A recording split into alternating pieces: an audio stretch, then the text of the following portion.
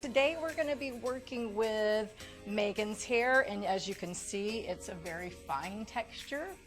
And she is natural blonde, but then has her blonde enhanced even a little bit lighter. So we're just working with a very delicate fabric, and we're just going to be using a flat iron to smooth through to get rid of a little bit of those flyaways and just give a more polished finish. The first thing I'm going to do is section the hair. It's important. I think a lot of people, because of being in a hurry, take very large sections, and then the heat doesn't penetrate through the hair as evenly, so you might end up with hair that is not as smooth or as polished as you would like.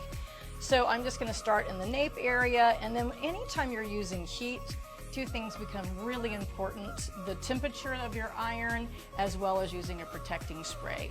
So Visible Changes has their own product line signature. As you might be able to tell, it's not in real packaging. This is packaging for our testing products.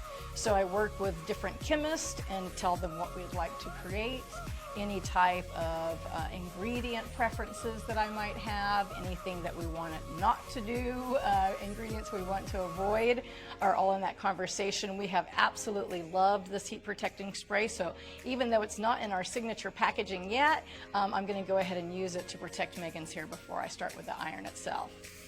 So this is basically what behind the scenes looks like for all of our product testing. We only test on humans, which sounds weird, but we test it all in-house first. We give it to our hairdressers to test out on each other. Nothing that we do has ever been tested on animals.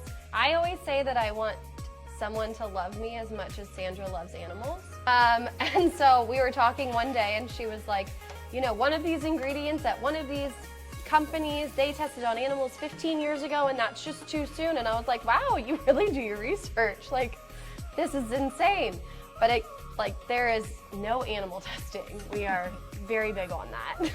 So as I take down the next section, you know, Meagan's hair is fine, so I don't have to take tiny sections, but again, a thin enough section so that heat will penetrate through that section of hair.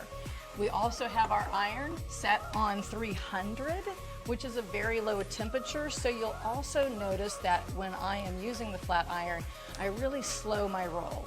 We are not going to just zip straight through. It just gives that time for the heat to penetrate in through the hair and give us a much more polished look. And it's better to do that than to zip through quickly, very fast at a high temperature. The high temperature does not necessarily help to smooth the hair faster, but it does help to damage the hair really quickly.